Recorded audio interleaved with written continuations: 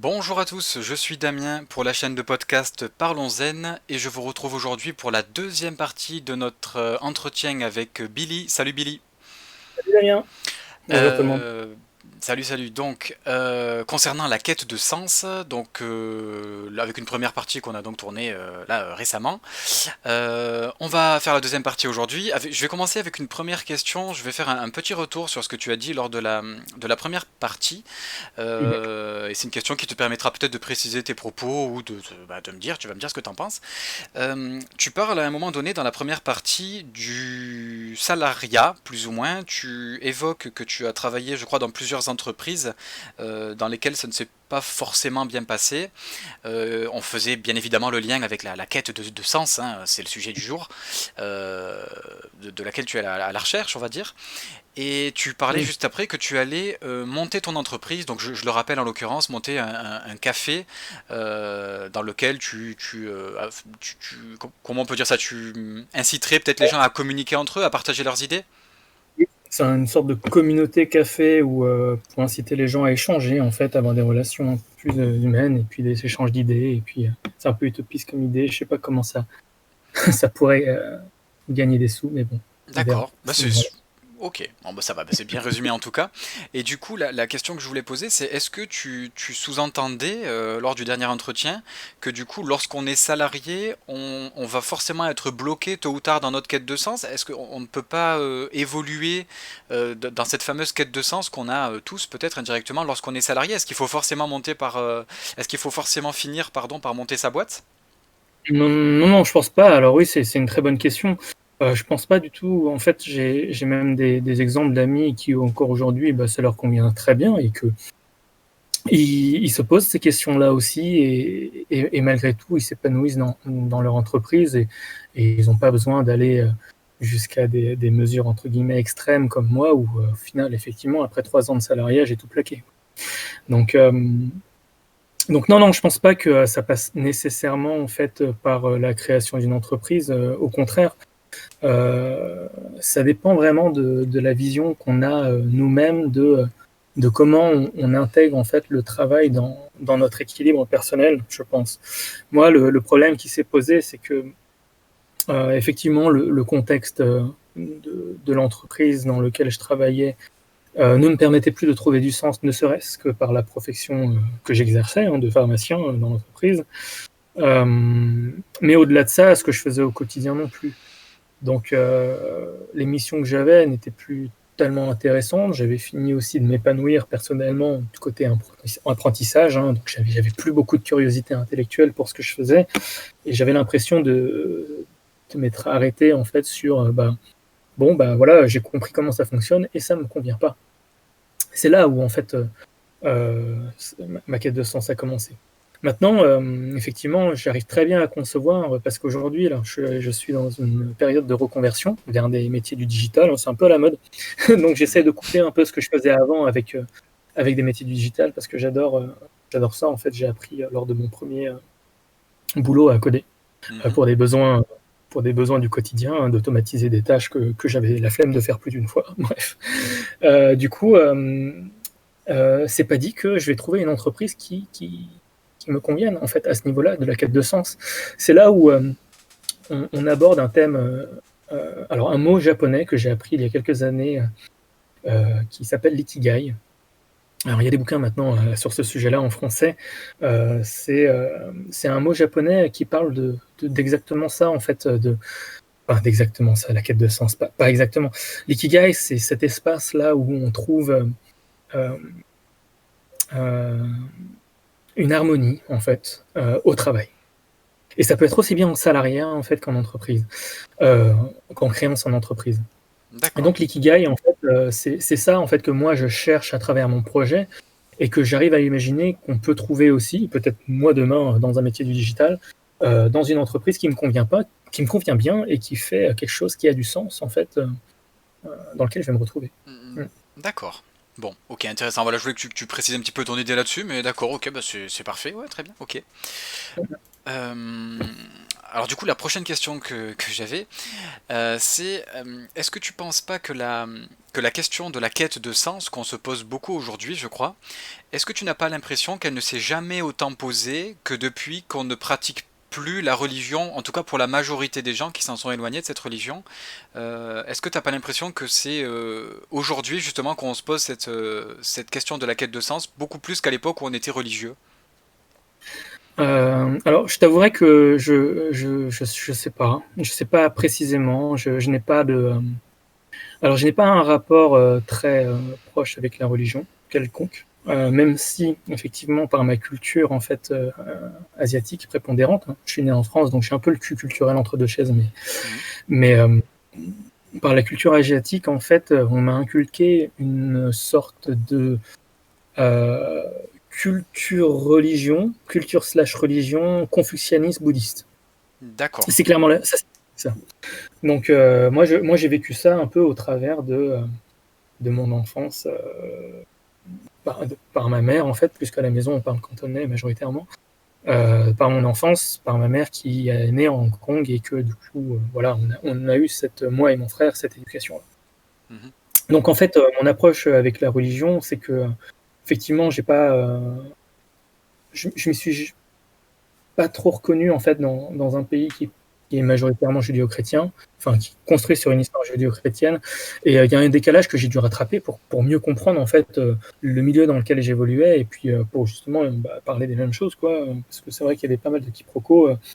Euh, et c'est un peu à ça que ça sert entre guillemets aussi la religion ou la culture, c'est d'avoir des points d'ancrage qui permettent en fait de se comprendre sans avoir à parler quelque part. Oui, oui, oui. Même si ça va forcément créer beaucoup de quiproquos, mais Mhm. voilà, on sait de quoi on parle. Il y a pas mal d'implicites parce qu'on partage la même culture, ça facilite. Mhm. Voilà, la religion permet ça aussi. Mais c'est vrai que par rapport à ta question qui est super intéressante, euh, moi je dirais que, enfin, j'ai envie de croire que c'est plus vaste que ça et que autant, je pense que tu as raison. Par rapport à moi, ma conception de ce qu'apporte une religion et de ce que c'est.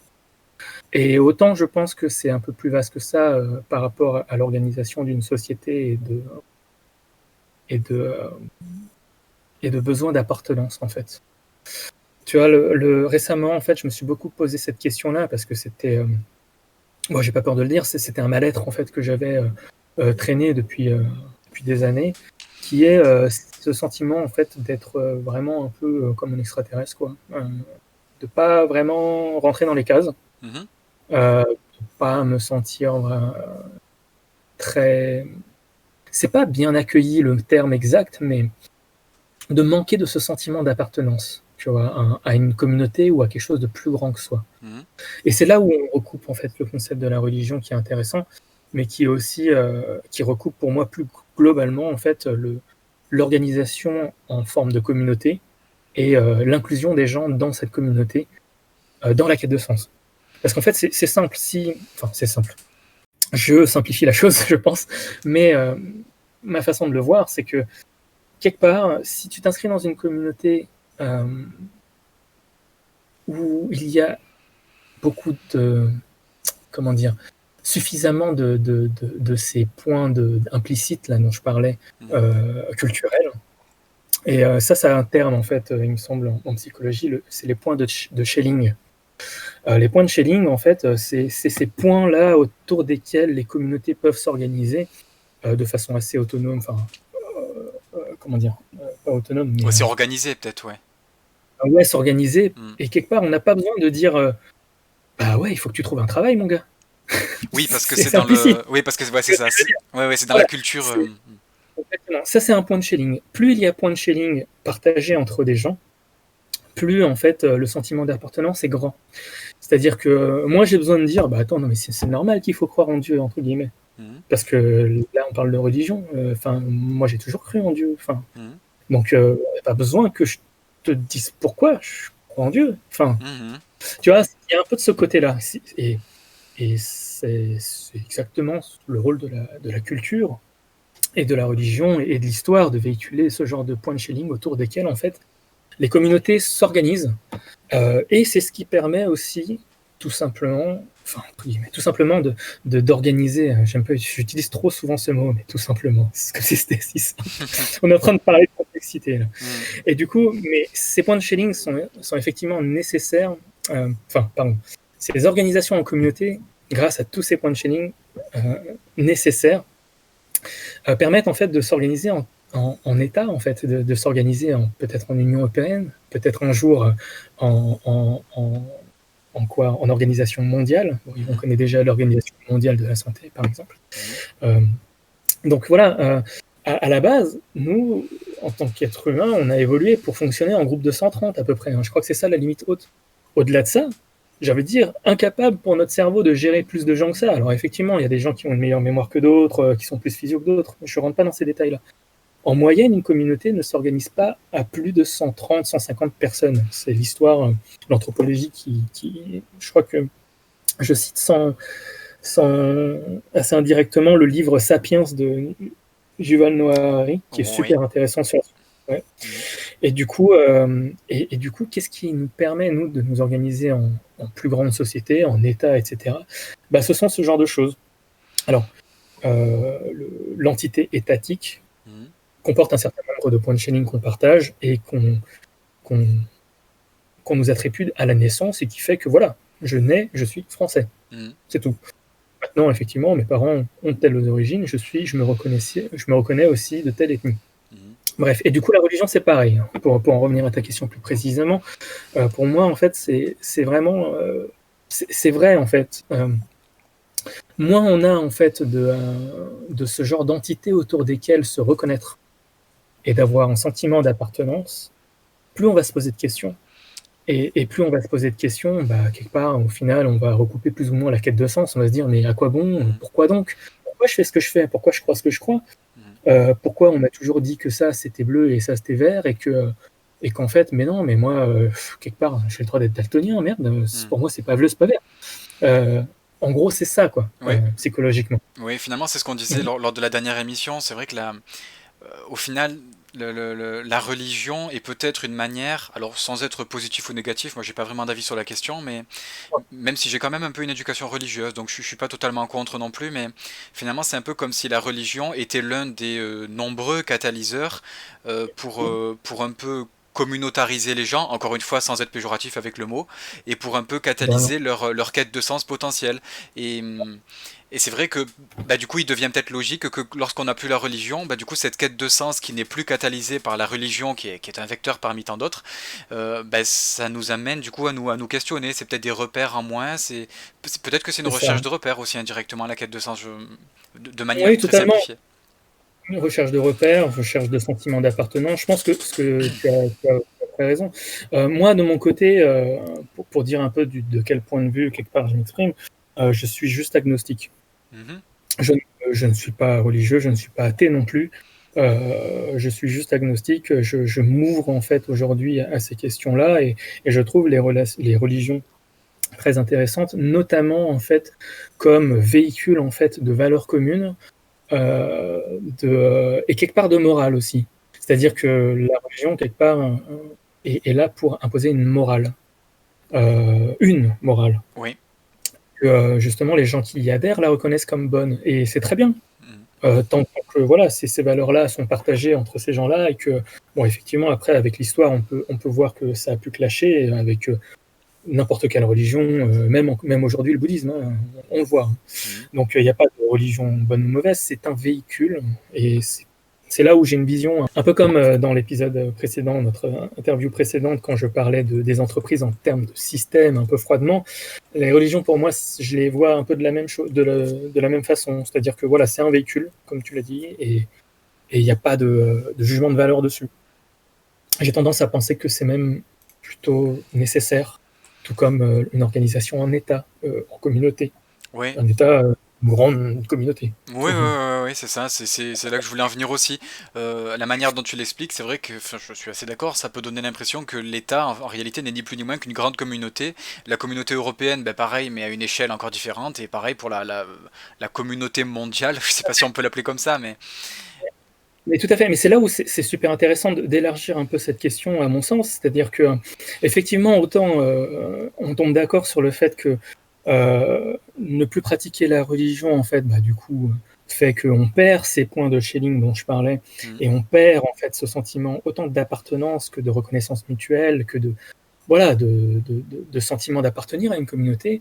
Mais ce sentiment-là, j'ai envie de dire qu'on peut le transposer aussi à l'État. Oui. Combien Mhm. de jeunes aujourd'hui à qui on peut poser la question se revendiquent d'être fiers d'être français? Oui, c'est vrai. Tu vois ce que je veux dire? Ça, c'est une question vraiment très profonde qui touche à un sujet sensible, hein, j'ai envie de dire aussi. Mhm.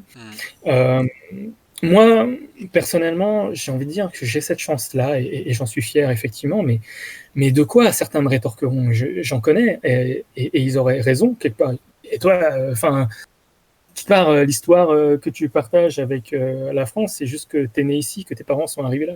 Oui, je suis d'accord. Maintenant, j'en suis fier parce que j'ai reçu cette éducation-là, j'ai reçu cette culture-là, qui me permet aujourd'hui d'être épanoui comme je le suis, parce que je reconnais très bien, et c'est ça, c'est là l'effort de gratitude et de reconnaissance que je fais Mhm. envers ce que j'ai, la chance que j'ai, c'est que je serais né à Hong Kong. Je serais peut-être aujourd'hui déporté en Chine parce que moi je me reconnaissais très bien chez les, chez les étudiants qui protestaient là, contre la loi là, récemment qui est passée pour l'expatriation, bref. Mhm. Euh, je serais né au Cambodge que je n'aurais pas eu d'éducation. D'accord. Donc aujourd'hui, effectivement, ouais, moi je me reconnais une certaine, je revendique une certaine fierté, mais sans aucune prétention ni arrogance, en fait, d'être français. Mhm. Mais au-delà d'une fierté, une certaine chance, qui aujourd'hui, en fait, bah, du coup, me permet d'avoir déjà ce sentiment-là d'appartenance et de me dire, ouais, j'ai envie d'en faire quelque chose. Moi, ça fait même lorsque je me désengageais un peu de la vie en entreprise, euh, je me disais toujours, mais quand même, si j'en suis là aujourd'hui, j'ai quand même la chance d'avoir eu l'éducation, d'avoir pu bénéficier de l'éducation que j'ai bénéficié. Mhm. J'aimerais bien rendre quelque chose, rendre un peu de l'appareil et faire quelque chose. Bah, il y a quand même un sentiment de responsabilité. Et ça, d'ailleurs, c'est je pense, un sujet clé aussi, la responsabilité et la responsabilisation dans la quête de sens, hyper important Mhm. d'aborder. Et voilà, là, du coup, je m'éloigne un peu de ta question, mais du coup, qui est vraiment, je trouve, ouais, très pertinente. Non, non, mais c'est intéressant. Et alors, la communauté nationale, en effet, en France, c'est un sujet qui est épineux, je crois, compliqué. La communauté nationale, pour ne pas dire le nationalisme, ce qui est encore autre chose, Ah ouais. ou on va dire son attachement à la nation. Mais Mm. on aura peut-être l'occasion d'en parler, d'ailleurs, pourquoi pas avec toi, ou si d'autres personnes sont intéressées, mais avec toi, ça pourrait être déjà un grand plaisir pour moi, parce que c'est également C'est quelque chose partagé. qui m'intéresse. Et en fait, pour raconter un petit peu une anecdote, moi j'ai connu quelqu'un dans une situation qui était encore différente de la tienne. C'est un étranger, je vais pas dire d'où il venait, c'est un ami à moi hein, aujourd'hui, Ouais. euh, qui il venait d'un pays de l'Est, voilà, je vais pas citer le pays, et qui en fait a eu une éducation dans un pays de l'Est, donc famille pauvre, enfin vraiment beaucoup de difficultés. Et en fait, il est arrivé en France à l'âge de 14 ans, donc à l'âge de 14 ans, son éducation, elle était quand même bien attaquée déjà, hein, plus qu'attaquée. Ouais. Et en fait, bon, il a su se construire en France, il a fait ce qu'il fallait, il a beaucoup travaillé, c'est un très gros travailleur. Et en fait, aujourd'hui, même en ayant un parcours très différent du tien, parce que toi tu es né en France, donc hein, c'est ça, ou en tout cas tu as vraiment Mm. grandi en France, quoi. Oui. Oui. Oui. Ouais, donc voilà, donc c'est quand même très différent de toi, et il n'est pas du tout originaire des mêmes endroits que toi. Et ben malgré tout, il a fini de se construire en France en arrivant à l'âge de 14 ans, je le répète, et aujourd'hui il a un certain attachement national et une certaine fierté, alors même qu'il n'est pas français en fait. Mm. Et c'est intéressant parce que, on va pas rentrer dans le sujet parce que ça va être dangereux, Oui. et surtout long, mais on en Et parlera donc, peut-être une prochaine fois. Mais j'ai l'impression qu'aujourd'hui en France, alors c'est pas général, hein, loin de là, mais j'ai l'impression que c'est presque plus facile d'aimer la France et d'être ouais, d'être fier de la France quand tu es un étranger, parce que peut-être que tu sais d'où tu viens et quelque part tu sais la chance que tu as. ouais. Alors que si tu es français, né en France, de parents français, de grands-parents français et autres, ben peut-être que vu que tu es né avec ces choses qui te sont tombées dans les mains, au vu de l'éducation, parce que je pense qu'il y a aussi beaucoup de vecteurs extérieurs hein, qui nous amènent à pas être des grands fans de notre pays, mais ça c'est encore une fois très Mm. compliqué. Ben je trouve que c'est pas toujours facile en effet pour un Français d'aimer la France. Et paradoxalement, ouais, on a des gens qui viennent de l'étranger, soit de naissance, soit un peu plus tard, comme mon ami, et qui finissent assez fièrement par dire ben oui, moi j'aime la France parce que si j'étais pas venu ici, en fait voilà, ils savent d'où ils viennent et ils savent dans quelle, je suis désolé de le dire comme ça, mais ils savent dans quelle merde ils seraient s'ils étaient pas venus en fait. Clairement, oui, oui. Et c'est, enfin bref, c'est un sujet très intéressant et je tenais à parler un peu de cet ami parce que c'est quand même un peu différent parce que lui il est arrivé à l'âge de 14 ans donc c'est quand même pas pareil que toi, hein. Ouais. Et toi c'est peut-être d'autant plus puissant parce que toi étant né en France même de parents étrangers si j'ose dire, Ouais. euh, Et j'ai chanté la Marseillaise en primaire. voilà, c'est ça, toi tu es né en France, donc tu baignes quand même complètement dans la fameuse culture Ouais, française, donc tu ouais. pourrais en réalité être comme moi qui suis un enfant ouais, natif de parents français, on va dire ça comme ça, donc tu pourrais être comme moi ou comme beaucoup de Français qui, c'est vrai, ont parfois du mal à se reconnaître dans la France, malgré le fait que j'adore mon pays, Mhm. et malgré ça, non, tu es quand même conscient de tout ça, et je sais pas, je tenais à le souligner, à le dire, bon, c'est bien. Alors, si tu veux, effectivement, bon, très rapidement, mais d'un point de vue très personnel, moi, je me suis toujours considéré comme un citoyen du monde. C'est-à-dire que Mhm. autant j'ai je reconnais cette chance-là et je suis un peu fier, ouais, effectivement, d'être français, de pouvoir dire que je le suis, ne serait-ce que par ma carte d'identité. Mhm. Bah, malgré tout, en fait, je préfère me reconnaître dans quelque chose enfin, m'identifier dans quelque chose de plus large que juste des frontières qui ont été dessinées sur une carte et qui n'ont aucune valeur en fait, enfin physique quoi. Oui, c'est vrai que pour nous, ça a assez peu de sens, oui, parce que c'est même pas nous qui les avons fait. Oui, pour nous, malheureusement, enfin, heureusement ou Ouais, malheureusement, je sais pas, ça n'a pas beaucoup de sens, ouais, c'est vrai. c'est là où cette fierté, pour moi en tout cas, elle a aussi une sorte de paradoxe dans le sens où j'ai beau être reconnaissant de tout ce que j'ai, d'un autre côté, je sais pas, ouais, enfin bref, c'était juste Non, mais pour oui, oui, apporter une nuance à ce sentiment-là. bien Mais sûr. effectivement, alors, du coup, moi personnellement, j'ai une ex, alors du coup, j'ai connu depuis 7 ans, mais elle est arrivée à 14 ans en France. Elle venait de la Corée du Sud. Et elle, par contre, alors peut-être que ça a pu changer, mais on s'est connus depuis 7 ans. Je pense que je la connais assez bien, du moins la personne que j'ai connue. Elle se reconnaissait beaucoup plus euh, coréenne que française. Mhm. Ceci dit, elle n'est pas arrivée en ayant eu la nationalité, elle a dû trimer pour l'avoir, hein, parce que bon, aujourd'hui, elle exerce depuis assez longtemps pour avoir obtenu son identité nationale, enfin, d'être naturalisée, c'est ça qu'on dit. Mhm. Et que, mais par contre, elle, effectivement, elle se reconnaît beaucoup plus par ses origines asiatiques voilà, c'était juste pour citer un contre-exemple, parce que je pense qu'effectivement, le paysage est très divers et varié. Et que, Oui, c'est sûr. Mais étant, par contre, pardon. oui, non, pardon, j'allais dire que étant né à l'étranger, oui, c'est presque logique de, enfin, logique, je sais pas, mais j'ai essayé de me mettre moi Ouais, à la si, place de mon effectivement. collègue.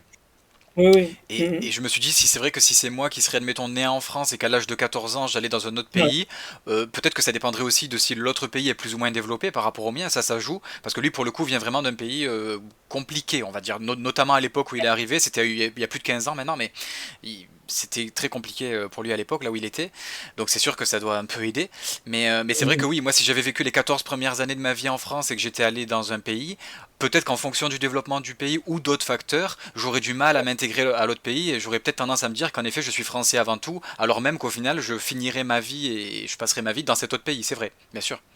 Ouais, ce que tu dis est très pertinent parce que la personne que je cite, du coup, elle avait une identification très forte par rapport au pays dont elle vient Mhm, et que du coup, elle avait elle portait son pays en fait, bah, de laquelle sa mère est originaire mhm. et elle aussi à cœur vraiment. Et donc ça dépend vraiment de ça. Effectivement, la Corée du Sud est loin d'être les derniers de la classe en termes de développement économique en Asie, hein. Donc Bah, c'est un voilà. exemple, je sais pas si ça dépend que de ça. Moi je donne l'exemple parce que c'est vrai qu'en l'occurrence mon collègue venait d'un pays euh, compliqué, on va dire ça comme ça, où la gestion politique et la vie est très difficile, en tout cas beaucoup plus qu'en Ouais. France. Mm. Et donc je donnais cet exemple-là, mais après peut-être qu'il y a d'autres facteurs, bon, ouais, je saurais pas dire Oui, exactement. c'est très complexe, non, mais moi non plus, hein. C'est Hmm, vrai que voilà, ouais. on en parle comme ça. Ouais. Alors, prochaine question, ce qui n'est pas vraiment une question d'ailleurs, mais je vais te laisser donc développer, si tu veux, tes idées sur la quête de sens, sur comment tu les appliques, sur ce que tu as à dire finalement sur la quête de sens de manière globale. Yes, très bien. Bah, du coup, merci. Merci pour toutes ces questions d'ailleurs. C'est vrai que par rapport à tout ce que j'ai pu dire dans cet épisode comme dans le précédent, en fait. J'ai pu aborder quelques termes lâchés à la va-vite comme l'ikigai. Là, c'était aujourd'hui. J'ai parlé aussi de pyramide de Maslow et quelque part de cette gratitude que j'ai de pouvoir me poser cette question-là, en fait. Mhm. Euh, et c'est vrai que bon, voilà, j'aimerais bien commencer par là. C'est vrai que bon, la pyramide de Maslow, même si on la voit très souvent hiérarchisée et puis comme étape, etc., qui n'est pas forcément la bonne façon de le voir. Et du coup, voilà, j'ai pu employer le terme de pyramide de Maslow en me disant, bah, ouais, effectivement, il faut avoir la chance de pouvoir se poser ce genre de questions, clairement pour préparer, enfin, pour citer mon exemple, mon cas particulier.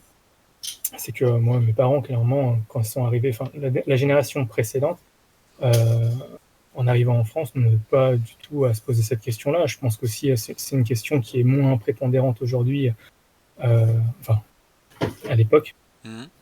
par rapport aux autres générations. Alors peut-être que je me trompe, mais quelque part, voilà, on a cette image-là, peut-être ce cliché de se dire qu'à l'époque, bah, il suffisait d'un chèque à la fin du mois et puis bon, on était content, quoi. Mhm. Je suis pas sûr que ce soit totalement vrai, mais il y a un peu de ça. En tout cas, c'est très vrai pour une population immigrante qui vient de rien, Mhm. qui part de rien et qui, bah, quelque part, c'est marche ou crève. Hein. Si t'as pas de job, si t'as pas de bouffe, t'as pas de toit, voilà. Mhm. Donc quelque part, t'as pas le luxe de te poser cette question-là. Maintenant, moi, j'arrive à un moment où effectivement, deuxième génération, de se poser cette question-là, de dire bon bah ouais, c'est quoi, enfin, qu'est-ce qui importe en fait, c'est de suivre son petit bonhomme de chemin, de... Moi, je m'étais très bien projeté à un moment, bon, ça fait déjà 5 ans là, mais que j'ai abandonné cette vision de la vie, mais voilà, études, on se trouve quelqu'un, un partenaire de vie, métro, boulot, dodo, on fait un enfant, on se marie, et puis on est heureux, quoi. Enfin, il vécu heureux, il y a beaucoup d'enfants, hein, c'est ça Mhm. que dit la cantine. Hein. Mhm. Donc, cette illusion-là, en fait, je l'ai tombé, bah, on en a parlé, hein, les raisons du pourquoi, du comment. Mhm. Et du coup, mon cheminement, en fait, vient en fait de plusieurs. Enfin, c'est cristallisé grâce à plusieurs bouquins que j'ai pu lire et plusieurs concepts plutôt. Ce serait plus juste de parler de concepts. Donc, l'ikigai Mhm. en est un de ces concepts. Donc, l'ikigai, en fait, euh, plutôt que de donner une définition, c'est à voir comme un lieu qui est à l'intersection entre faire ce qu'on aime, faire ce pourquoi on est payé, faire ce pourquoi on est bon, et faire ce dont le monde a besoin. À l'intersection en fait de ces quatre cercles, de ces quatre ouais, on peut dire domaines d'existence, Mhm. d'un travail en salariat ou en auto-entrepreneur ou en créant son entreprise, on trouve en fait du sens dans notre vie au long terme, selon du coup ce concept d'ikigai des japonais, qui est très pertinent du coup parce qu'en final, c'est vrai que j'ai beau retourner la question dans tous les sens, j'ai du mal à me dire ce que je pourrais rajouter en fait. Effectivement, faire quelque chose que j'aime et pour lequel je suis bon, et d'être en plus payé pour ça, c'est déjà du pain béni. Et si en plus le monde en a besoin, mais waouh quoi. Enfin, que demander de plus derrière à la fin. Et c'est là où cette question est aussi très délicate parce que le jour où je suis arrivé, bah, tombé nez à nez avec ce concept, je me dis mais ouais, waouh, super, ok. Bon bah je commence par où?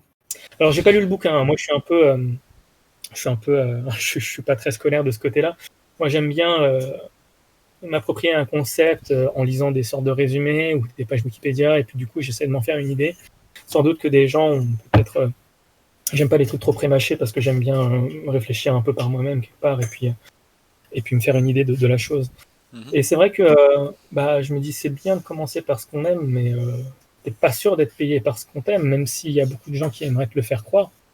On te dit mais fais ce que tu aimes, tu verras, ça viendra tout seul. Ouais, bah ouais, mais en attendant, si j'ai pas de quoi me payer un toit et à bouffer, c'est dur de faire ce que j'aime. Euh, Oui, c'est toujours facile à dire. C'est vrai que vu de l'extérieur, c'est Tu toujours vois, facile en fait. C'est toujours facile. C'est c'est vrai ça. que. D'accord. Moi aujourd'hui, si je peux me permettre le luxe que j'ai entre guillemets de faire cette quête de sens et d'avoir tout plaqué, c'est parce que j'ai sacrifié d'autres choses. J'ai sacrifié bah, de l'intimité quelque part parce que je suis retourné vivre chez mes parents. Voilà, Mhm. je fais un peu mon temps de vie, mais ça me va bien. Mhm. C'est comme ça que j'arrive à me développer, en tout cas encore aujourd'hui, et que j'arrive au bout de justement cette quête-là. Mhm. Du coup, pas de loyer à payer, c'est beaucoup plus simple. Et voilà. Bien sûr. Et Ouais, du ouais. coup, ok, faire ce pourquoi tu es payé. Bah ouais, Là, du coup, tu peux trouver plein de trucs, hein. Moi, je suis passé par le McDo, je suis passé par la case McDo, effectivement. J'ai travaillé en pharmacie de ville, j'ai travaillé en industrie pharmaceutique. Mais quelque part, si dans ce que tu fais, tu n'arrives pas à trouver euh, de l'amour pour ce que tu fais, du travail, au bout d'un moment, ça va s'essouffler, quoi. C'est là où cet ikigai prend beaucoup de sens. Du coup, le projet dont je parlais Mhm. dans l'épisode précédent, je l'ai vraiment construit en partant du postulat, mais de quoi le monde a besoin, en fait.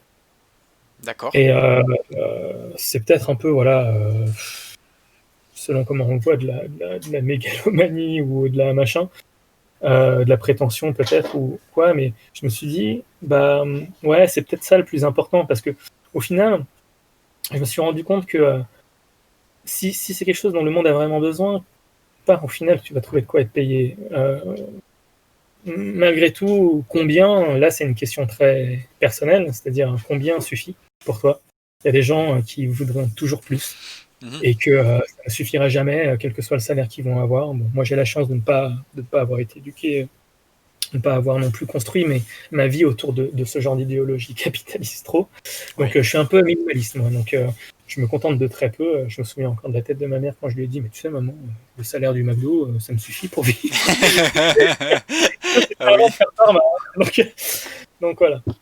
Donc moi j'ai une conception de la vie comme ça, donc je me dis ok, si je fais quelque chose dont le monde a besoin, ok, je vais sans doute être payé assez, du moins, enfin il faut que je trouve une idée dont le monde a besoin et pour laquelle je serai payé assez. Mhm.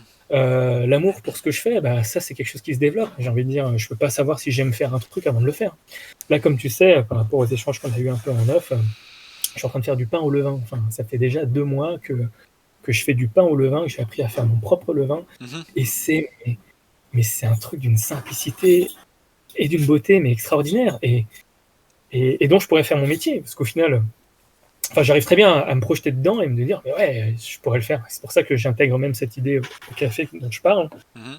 Et que je me dis, bah ouais, mais ça, c'est un truc que j'ai appris. C'est pas venu comme ça, mais oui, pain au levain, what else, quoi, j'adore. Oui, oui, oui.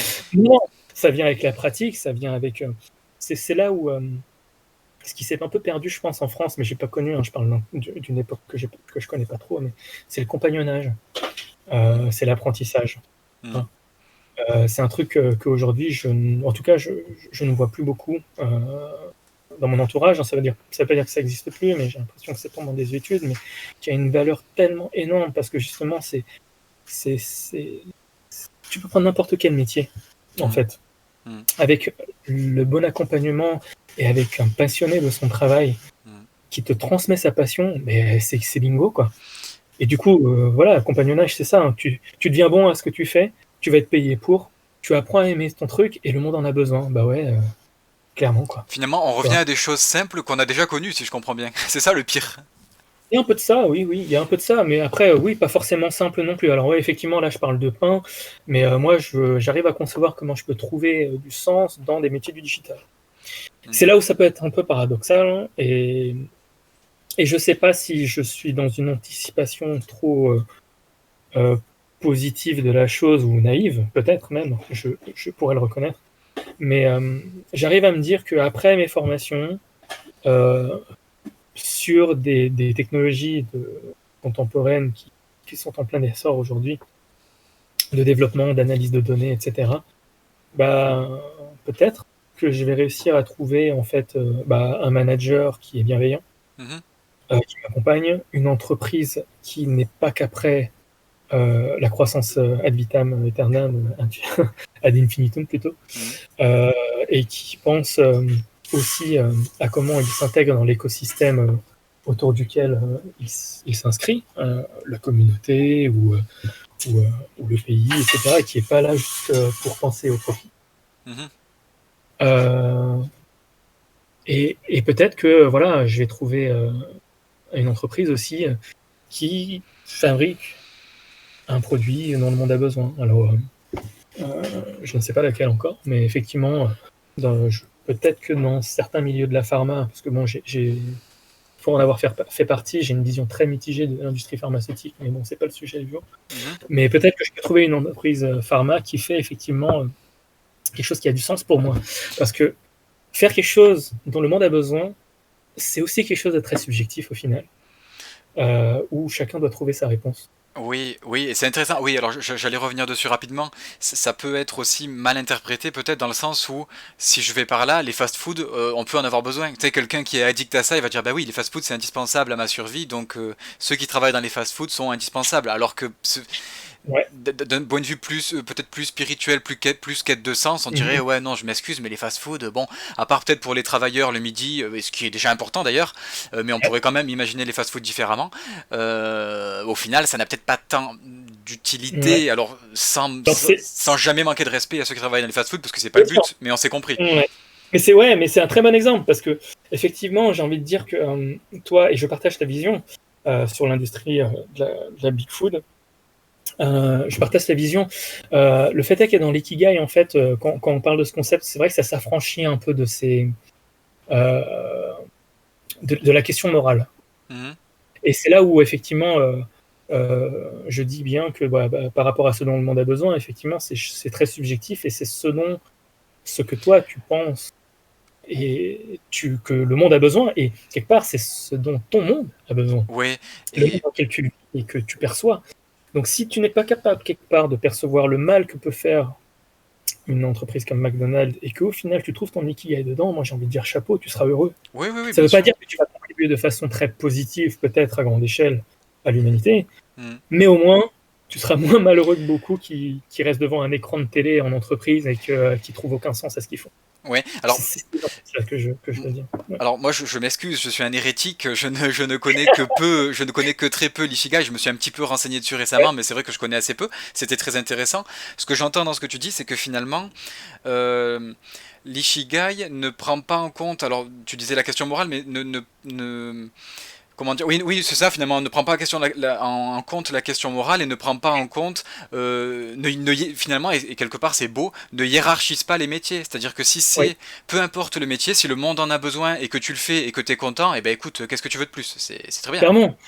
Clairement, c'est ça. C'est vraiment très subjectif et personnel qui Ouais. va jusqu'à même peut-être pouvoir trouver l'ikigai dans un métier de militaire sur le terrain Oui, en oui, guerre. pourquoi Enfin, pas. je vais très dans les extrêmes, hein, mais voilà. Oui, oui. Et je reviens sur un truc que tu as dit tout à l'heure, où c'est vrai que tu m'as un peu repris et tu as eu raison, c'est vrai que je reviens sur mes propos, quand je disais que finalement on revenait à des choses simples et basiques, et surtout qui ont déjà existé, et que quelque part enfin, c'est pas que c'est triste, mais c'est comme un retour en arrière. C'est vrai que Mhm. moi quand je parlais de choses simples, c'est vrai qu'en effet je sous-entendais des métiers manuels qui sont loin d'être simples Ouais. pour le coup, mais qui sont... Oui. mais qui sont abordables en tout cas au niveau des études. Il n'y a pas besoin d'avoir fait beaucoup d'études pour faire tel métier ou tel métier, mais ça n'empêche pas que ce sont des métiers très difficiles et surtout très utiles. Ça, je préfère le préciser quand même, bien souvent. Mais il est vrai que l'ikigai, je sais pas si c'est, je suis pas sûr d'avoir bien compris, mais c'est un élément à prendre en compte qui me paraît important, c'est aussi l'époque de la société. Je sais pas si tu l'as souligné, moi j'aime bien mettre le mot dessus. C'est qu'il est Ouais. vrai que moi j'aime bien parler de métiers, ce que j'appelle moi les métiers du réel, c'est-à-dire les plombiers, les maçons, les cuisiniers, les menuisiers, les mecs, ouais, ceux qui sont dehors, ceux tu sais, qui transportent des choses, quoi et qui transforment de leurs mains, comme les boulangers. C'est un très bon exemple. La boulangerie, j'y suis passé, j'ai fait un peu ça, donc Ouais. je sais ce qu'il en est. Et mais il est vrai qu'il faut quand même malgré tout vivre à son époque. Et c'est vrai que Mhm. si à notre époque on a des besoins qui sont digitaux, et je crois qu'en 2020 c'est le cas, et pas que depuis 2020 d'ailleurs, ça fait un petit moment que c'est le cas, quelques années. Eh ben il faut pas voir comme un sous-métier entre guillemets dans cette échelle des métiers utiles ou pas utiles. Il faudrait pas voir comme un sous-métier finalement. Et je reviens sur ce que j'ai dit, tous les métiers qui sont des métiers de bureautique ou des métiers de taper sur un ordinateur toute la journée, parce qu'ils Bien. peuvent avoir une utilité. Et je crois que ça n'a jamais été aussi vrai qu'aujourd'hui, où on est dans un monde qui est assez digital. Et je crois Mhm. pas que ce soit un mal en soi. On peut être un peu, je veux pas dire en évolution, mais on peut s'attacher à des choses et avoir un côté conservateur et quand même admettre l'idée que les technologies ne sont pas toutes mauvaises, bien au contraire, et qu'il y a des Mhm. métiers du digital qui sont, mon Dieu, très importants. Un exemple bête, je crois que c'est Doctolib, un truc comme ça, le site internet sur lequel tu peux prendre un rendez-vous avec un médecin, mais c'est Ouais. génial. Enfin, moi, je trouve ça Mhm. génial. Tu vois les horaires du médecin, quand il travaille pas, ou quand il est déjà occupé avec d'autres patients. Clairement. C'est une évolution parmi tant d'autres, hein, mais c'est une évolution qui est intéressante. Et donc voilà, juste je reviens sur ce que j'ai dit. C'est vrai que quand je parle de métiers simples, en réalité, ça veut tout et rien dire. Ça peut aussi comprendre en réalité des métiers du digital, parce que pour certains de ces métiers, on en a besoin et on va en avoir besoin. Oui, oui, clairement. Enfin, comment dire, cette resituation en fait Dans dans la l'époque. temporalité, Ben ouais, c'est oui, ça, elle est très, très importante. bien sûr. Après, je te rejoins totalement. Et quoique, quelque part, même le métier de... Bon, alors moi, je l'apprends à mes dépens, faire du pain, c'est pas si simple qu'on pourrait le croire. C'est vrai.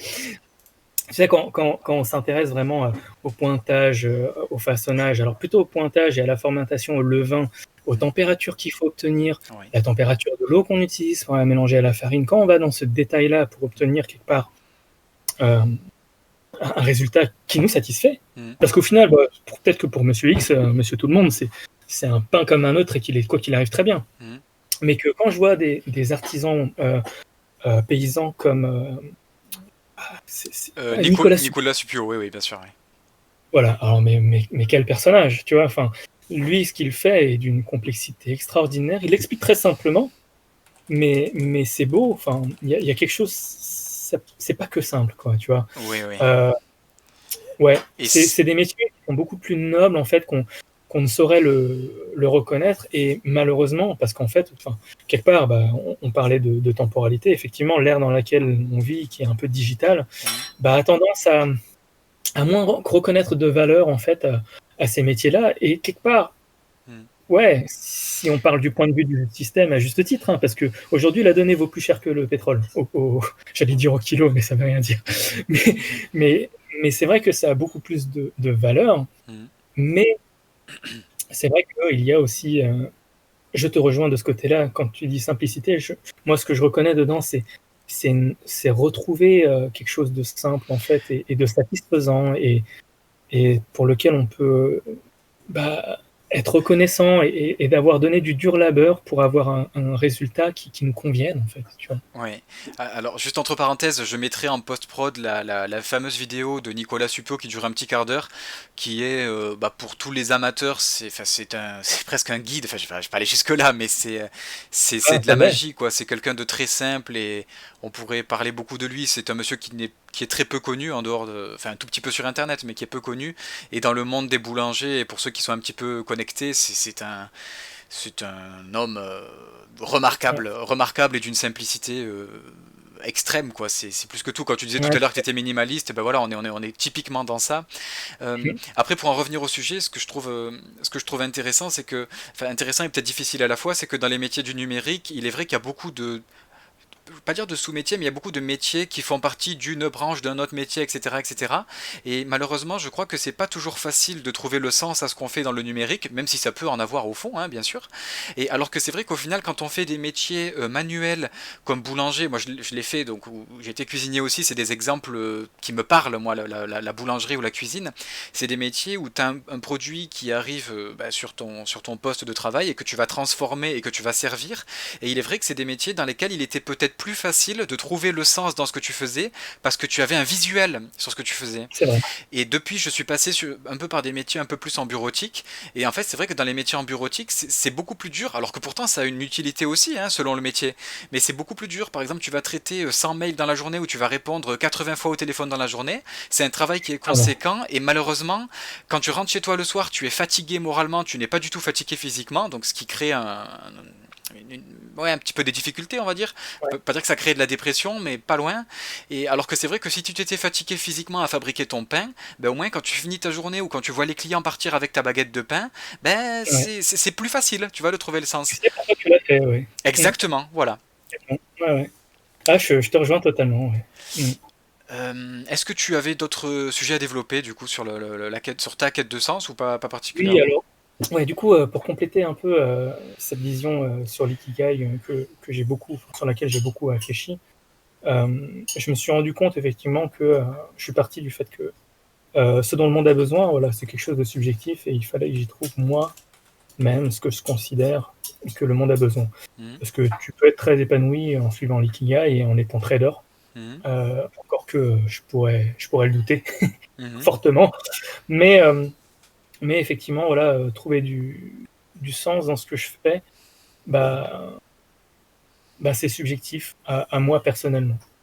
Effectivement, là, on vient d'aborder des métiers plus concrets comme, comme l'artisanat, enfin tout ce qui touche à l'artisanat, qui passe par des formations comme le compagnonnage ou l'apprentissage, Mhm. qui sont un peu en train de disparaître, j'ai l'impression. Ben, au final, ouais, je suis en train de me diriger un peu vers ce dont bah, je pourrais, bah, un métier que je pourrais aimer, que je vais apprendre à aimer aussi, et dont je pense que le monde aurait besoin. Mais voilà, ça passera par trouver la bonne entreprise, je pense, me concernant. Mhm. Et je dis pas, voilà, c'est pas une recette en fait que je suis en train de donner en mode voilà, quête de sens, suivez ces chemins-là, suivez ces étapes-là. C'est vraiment les miennes et mes réflexions à moi. Et du coup, ouais, effectivement, ça pourrait passer par une entreprise qui utilise bah, mes compétences en fait à bon escient, pour lequel je serais payé forcément, je serais salarié, un métier que j'apprendrais à aimer. Il faudrait que j'arrive, bah, du coup, ça c'est pas un effort de tout seul, hein, Mhm. par exemple, le métier du boulanger, ça passe par ce contact avec les clients, mais dans un métier de bureau, bah, ça devra passer par les interactions qu'on a avec nos collègues et encore plus important avec nos managers. Ouais. C'est pour ça que depuis quelques années, enfin des dizaines d'années, le terme de leadership revient énormément et qu'on ne parle plus de management parce que le management, ça allait très bien quand on était dans le Fordisme et le taylorisme et qu'il fallait juste répéter la chaîne, entre guillemets. Ouais. Un travail pénible parce que concrètement, on voit très bien ce qu'on fait, donc on sait pourquoi on met ce boulon à cet endroit-là et qu'on est utile parce que derrière, ça fait une voiture. Mhm. Mais aujourd'hui, ce n'est plus le cas, quoi. Tu l'as très bien souligné, effectivement, le travail, enfin, la valeur ajoutée aujourd'hui dans la société, elle est beaucoup plus abstraite qu'avant, Mhm. en tout cas économiquement. Et voilà, trouver une entreprise qui passe par ça. Et je pense aussi que ça passe par, alors, je m'excuse d'avance, mais c'est encore un terme japonais, mais je sais pas, j'ai un truc avec le Japon, euh, qui s'appelle le kodawari. Mhm. Et en fait, c'est une sorte de, comment dire, alors c'est un mot que j'ai appris tout récemment, donc ça va être très dur, hein. Vous le googlerez, hein. Kodawari, Kodawari, qui parle en fait de cette croyance presque naïve en un meilleur lendemain, Mhm. et qui parle aussi d'une certaine responsabilité qu'on a chacun à agir pour justement arriver à ce meilleur lendemain et qu'il ne suffit pas en fait de se laisser emporter en fait par la vague des choses, Mhm. euh, et, et, et ce dont on disait, enfin, ce dont on parlait dans l'épisode précédent, c'est de se laisser emporter, par exemple, par la norme qui nous est imposée implicitement dans le système dans lequel on est. Donc peut-être que pour certains, c'est bah voilà, tu vas à l'école et puis tu as un travail et tu te maries et tu as un enfant et c'est très bien. Pour d'autres, c'est peut-être reprendre l'entreprise familiale, etc., whatever. Mhm. Et là, c'est d'impliquer une sorte de libre arbitre. Ouais. Euh, et là, je me permets encore de citer Camus dans le même sens, parce que lui, il parlait de révolte face à ce genre de déterminisme Mhm. qui justement le révoltait. Et que là, c'est un peu ça, en fait, c'est de se dire, bah non, ouais, moi, j'espère euh, que l'avenir sera meilleur. C'est une vision un peu humaniste, hein. C'est pas du tout dans la logique d'accumulation de biens ou de croissance ad infinitum. C'est plus pour soi de se dire que, que le dur labeur est nécessaire, en fait. Que c'est pas juste là de rêver et de se dire, bon, c'est quoi qui va m'apporter du sens, c'est aussi d'agir. Et D'accord. récemment, j'aimais bien dire que, voilà, euh, un con qui marche va plus loin qu'un philosophe qui reste assis. Ouais, exactement. Ouais, c'est ce que Et j'allais dire, c'est un ouais. peu ça.